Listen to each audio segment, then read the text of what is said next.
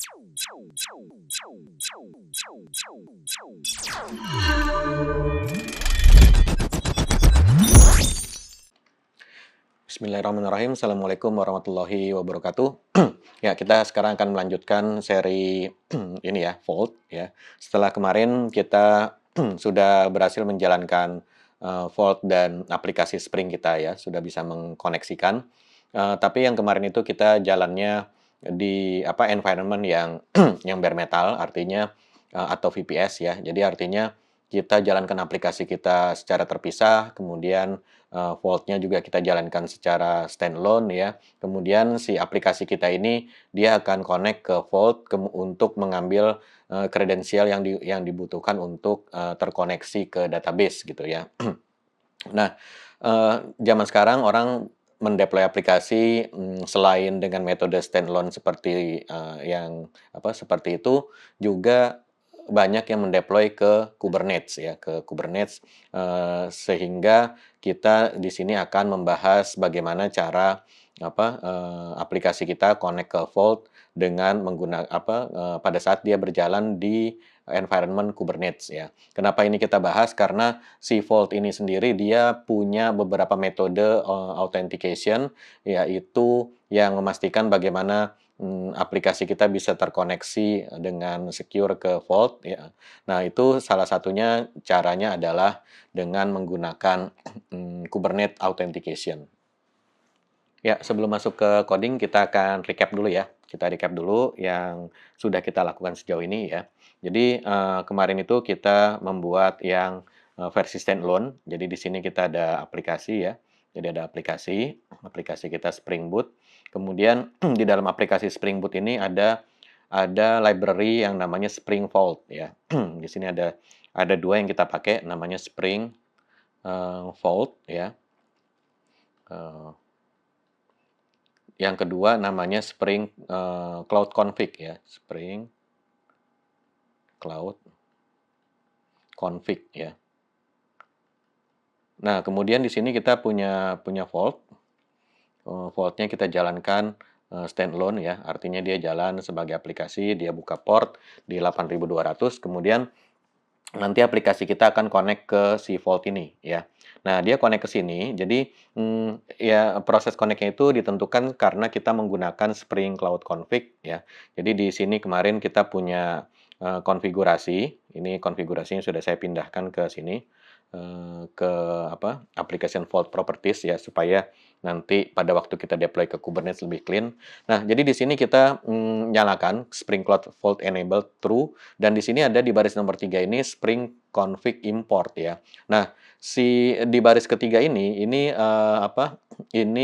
menyuruh Spring untuk mengambil konfigurasi dari Vault, sehingga nanti dia akan mengisi konfigurasi yaitu URL, username, password, dan nama database ya. Nah, jadi konfigurasi ini kita ambil dari Vault gitu. Nah, ini di baris ketiga inilah konfigurasinya ya.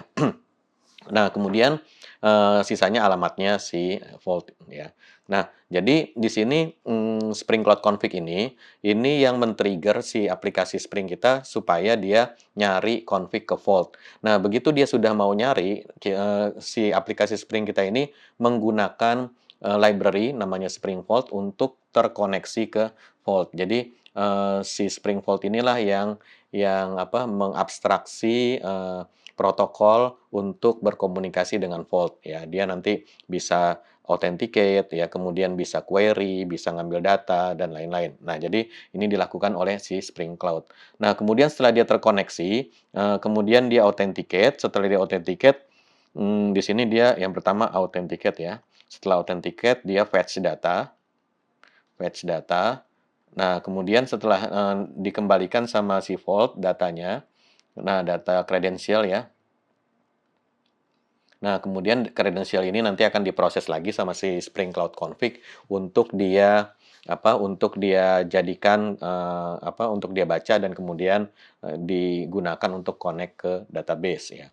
Nah, untuk pendekatan yang pertama ini ya, jadi ini benar-benar kita jalankan secara standalone dua-duanya ya. Jadi di sini kita sebut saja ini konfigurasi yang standalone ya. karena aplikasi kita jalan standalone dan juga si Vault ini jalan standalone. Nah, di sini, ini aplikasi kita berarti harus aware terhadap adanya si Vault ini. Dia harus tahu cara ngobrolnya dengan Vault bagaimana, kemudian dia harus tahu caranya authenticate seperti apa, kemudian dia juga harus implement, protokol yang digunakan untuk mengambil data dan menyimpan data ke dalam Vault gitu. Jadi artinya aplikasi kita ini aware atau memang harus paham, metode komunikasi dengan Vault ya. Nah, berarti kalau misalnya kita menggunakan, framework yang lain, misalnya kita pakai Laravel ataupun kita menggunakan, Express.js gitu ya, maka kita nantinya harus mencari library yang, bisa berkomunikasi dengan Vault ya, daripada nanti kita harus implement sendiri ya. Memang sih dia menyediakan REST API, tapi kan berarti kalau kita kita, langsung berarti kita harus bikin, komunikasi untuk REST kliennya untuk, koneksi ke Vault gitu ya. Nah, jadi seperti itu, antara kita bikin sendiri atau kita menggunakan library yang sudah ada gitu. Nah, ini yang standalone. Nah, yang perlu kita perhatikan di sini ada 2 hal ya yang, kita perlu, tahu di sini. Yang pertama adalah kita harus tahu tentang masalah authentication method ya, auth method. Jadi out method ini adalah sebelum kita bisa mengambil data ke Vault, tentunya si aplikasi kita ini harus authenticate dulu ya. Authenticate dulu sehingga dia mendapatkan izin akses untuk mengakses ke Vault. Nah, bagaimana out methodnya? Nah, out method kalau untuk aplikasi standalone ini yang bisa dipakai adalah app role ya. Eh, Oke, mungkin sebelum kita masuk ke sini, out method ini ada dua ya. Yang pertama untuk orang ya atau untuk human dan yang kedua untuk app, ya. Nah, untuk human ini biasanya digunakan untuk si user yang berupa manusia, untuk dia login ke dalam Vault, kemudian mengkonfigurasi ataupun mengisi data, dengan Vault, ya. Jadi di sini, metodenya ya kita bisa menggunakan token ya, kemudian kita bisa menggunakan, OpenID ya, OpenID Connect. Jadi misalnya login with Google, login with GitHub, login with, Facebook dan lain-lain gitu ya. Kemudian, juga metode-metode lain lah gitu ya. Pokoknya, username password ya, username password juga bisa ya, username, password ya. Pokoknya, metode-metode yang biasa kita gunakan untuk login ya, sama seperti kita login ke Gmail, ke Keycloak, dan lain-lain gitu. Nah, kemudian ada, yang satu lagi authentication yang digunakan untuk aplikasi. Jadi, aplikasi ini mau ambil data ke dalam Vault gitu. Nah, ini gimana caranya? Nah, di sini yang kemarin kita gunakan untuk yang standalone itu kita menggunakan, metode namanya app role ya. Nah, inilah satu-satunya metode yang tersedia kalau misalnya kita melakukan ini secara, standalone ya. Nah, memang ada metode token, tapi metode token itu, ada yang deprecated dan ada yang tidak dianjurkan ya, antara dua itu pilihannya. Nah, jadi, biasanya yang tersedia ke kita adalah app role ya. Nah, app role ini nanti kita intinya membutuhkan yang namanya role ID, kemudian ada yang namanya secret ID ya, secret lah gitu ya, secret ID, dia bilangnya secret ID memang. Oke, coba kita lihat di sini. Nah, ya secret ID ya. Jadi istilahnya dia adalah secret ID.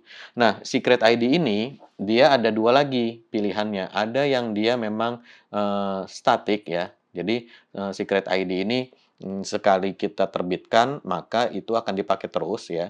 Di sini namanya statik, dan ada yang namanya adalah, wrap ya, dibungkus ya. Oke. Atau di sini, dua-duanya static sebenarnya sih. Tapi, yang pertama ini kita bilang saja dia plain ya. Nah, yang kedua dibungkus ya, wrap. Nah, gini, apa bedanya? Kalau plain ya udah langsung kita pasang di application properties seperti ini, secret ID sama dengan bla bla bla gitu ya. Nah, jadi nanti setiap kali connect dia akan menggunakan secret ID. Nah, ini ya mirip-mirip ya dengan metode yang biasanya gitu ya, username password lah. Tapi ini yang versi untuk aplikasi gitu. Nah, yang ini Ini juga sebetulnya tidak, kurang direkomendasikan ya. Jadi ini kurang direkomendasikan karena ya balik lagi sama aja, apa bedanya dengan kita langsung menuliskan, meng-hardcode kredensial database di sini, kan sama aja bohong ya, ya. Jadi begitu nanti secret ID-nya bisa dibaca orang, ya dia tinggal ngambil aja gitu kan ya. Nah, ada metode kedua yaitu di wrap ya. Di wrap ini artinya, yang kita supply ke aplikasi ini hanyalah token ya, hanyalah token. Nah, token ini nanti akan ditukarkan oleh aplikasi kita ke Vault ya. Dan token ini dia hanya bisa dipakai sekali aja gitu. Jadi, aplikasi kita punya token, kemudian dia submit tokennya ke sini, kemudian nanti mendapatkan secret ID, kemudian secret ID-nya itu, digunakan untuk ngambil kredensial, kredensialnya dapat, baru nanti dia bisa gunakan untuk connect ke database atau connect ke, service-service yang lain ya. Jadi seperti itu. Nah, jadi di sini, kita menggunakan yang wrap ya. Jadi wrap itu, tadi prosesnya adalah kita, ini dulu ya, kita mendapatkan token, kemudian tokennya ini kita tukarkan dengan secret ID. Kemudian dari secret ID, baru kita gunakan untuk connect untuk mendapatkan kredensial aplikasi ya. Di sini mendapatkan app kredensial. Nah, gini ya. Nah, kemudian dari app kredensial ya baru kita connect ke database. Jadi dari app kredensial baru kita nanti gunakan untuk connect ke database ya. Connect ke DB, kan gitu ya. Nah, kenapa ini lebih secure? Karena, cuman bisa dipakai sekali aja. Jadi, misalnya pun dia bocor ya, misalnya dia bocor, orang lain bisa tahu, memang orang lain bisa mendapatkan secret ID dan kemudian bisa mengambil data rahasia, tapi ini akan segera ketahuan. Kenapa? Karena begitu aplikasi kita, start ya, misalnya kita keduluan sama orang lain, dia bisa mengambil, tokennya, kemudian dia buru-buru menukarkan dengan secret ID, dia dapat secret ID, kemudian dia ambil aplikasi kredensial, ya memang bisa gitu ya. Tapi, begitu aplikasi kita start, maka aplikasi kita langsung error, karena si token tadi sudah dipakai oleh si orang jahat tadi gitu ya. Sehingga, aplikasi kita error dan harusnya kita langsung aware bahwa, kok token kita nggak bisa dipakai nih. Nah, berarti sudah ada yang menggunakannya duluan gitu, sehingga kita bisa langsung ganti kredensial, kemudian kita, ganti secret ID, kemudian kita isi ulang tokennya gitu. Nah, jadi bisa lebih cepat ketahuan daripada kita menggunakan, secret ID yang plain dan kemudian secret ID yang plain ini, bocor. Nah, kita nggak tahu tuh kalau orang lain sebetulnya sudah tahu, secret ID kita, tapi kita tidak aware ya, kita nggak tahu karena memang tidak ada notifikasi atau tidak ada, ke-error-an yang kita temui gitu. Beda dengan tadi, kalau tokennya nggak bisa dipakai gitu ya. Nah, pada prakteknya si token ini ya, token yang dipakai untuk membungkus secret ID ini, eee, ini kita sebut saja wrapping token ya. Jadi, karena dia digunakan untuk, membungkus secret ID, karena ada juga token yang dipakai buat langsung authenticate kan gitu ya. Nah, si wrapping token ini, pada prakteknya ini tidak diketikkan langsung oleh manusia. Jadi baik oleh oleh si developer ataupun orang operation yang mendeploy aplikasi ya. Jadi biasanya si wrapping token ini nantinya dia akan diinjek oleh, ini ya. Jadi wrapping token ini akan diinjek oleh CI/CD proses. Jadi di sini ada proses CI/CD, dia akan request ke apa, ke Vault ya, dan kemudian dia mendapatkan wrapping token, kemudian wrapping tokennya dia set ke aplikasi dan kemudian aplikasinya nanti menggunakan gitu. Jadi ini bukan proses manual, yang dilakukan oleh orang gitu ya. Nah, karena ini automated ya, jadi prosesnya kira-kira seperti ini, jadi di sini kita ada CI/CD server ya, CI/CD, server ya. Nah, kemudian di sini ada si Vault ya, sini ada Vault. Nah, kemudian, di sini kita punya server tujuan ya. Jadi server tujuan yang, menjalankan aplikasi kita ya. Jadi di sini target server ya. Nah, gini. Jadi nanti si aplikasi kita, nah di sini kan kita biasanya punya ini ya, punya repository ya. Kita punya repository di sini. Source, Git lah, bisa sebut aja langsung Git repo ya, atau source code ya. Source code repo. Nah, jadi nanti prosesnya adalah si CI server ini, begitu ada programmer yang commit, atau push, source code terbaru, dia nanti kan akan, pull ya, dia akan pull ya, kemudian dia akan melakukan build ya di sini, ya macam-macam ya, tergantung kita nanti nyetingnya seperti apa. Biasanya kan kita nanti melakukan build ya, kemudian kita run, automated testing-nya ya. Nah, setelah itu kita akan, akan melakukan packaging ya, pack ya, biasanya kalau aplikasi Java ya kita aplikasi Spring Boot kita pack menjadi jar ya, atau kalau misalnya kita mau jadikan Docker image bisa juga ya, image. Nah, di proses packing ini dia nanti akan menginjek ini, akan connect ke Vault ya. Nah, jadi di sini pertama kan ini dia pull ya. Jadi pertama nomor satu dia pull ya, kemudian nomor 2 misalnya dia test ya. Nah, kemudian nomor 3 dia akan minta token ke sini. Nah, ke sini ya. Nomor 3 ya. Di sini nomor 3 dia akan generate ya, generate, wrapping token ya, token. Nah, begitu dia mendapatkan wrapping token, maka di langkah nomor 4 ini ya, langkah nomor 4 ini, begitu dia packing, dia akan inject, tokennya ke dalam sini ya, inject token.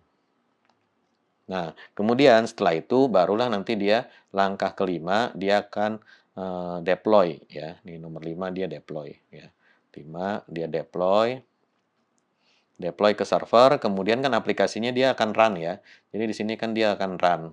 Nah, di sini nomor nomor 6 si target server ini dia akan menjalankan aplikasi, run application ya. Nah, pada waktu aplikasinya running, maka aplikasi kita nanti akan, menghubungi ke Vault ya. Dia akan bawa wrapping tokennya. Nah, ini langkah nomor 6, nomor 7 berarti ya. Dia akan bawa wrapping tokennya ke sini, kemudian nanti si Vault akan me-reply dengan secret ID. Nah, gini ya. Nah, ini nomor 8, wrapping tokennya akan digantikan dengan secret ID ya. Secret ID. Nah, kemudian baru secret ID-nya diterima, oleh aplikasi, kemudian dia connect lagi ke Vault. Buat apa? Buat mengambil kredensial. Nah, gini ya. Nah, di sini nomor 9 dia akan, get kredensial ya, get kredensial. Nah, baru terakhir nanti si Vault ini akan memberikan kredensial dan selesailah, flow-nya gitu ya. Nah, gini. Nah, nomor 10 ya. 10 dia akan mengambilkan kredensial yang dibutuhkan aplikasi kita sesuai dengan secret ID-nya ya. Nah, gitu ya.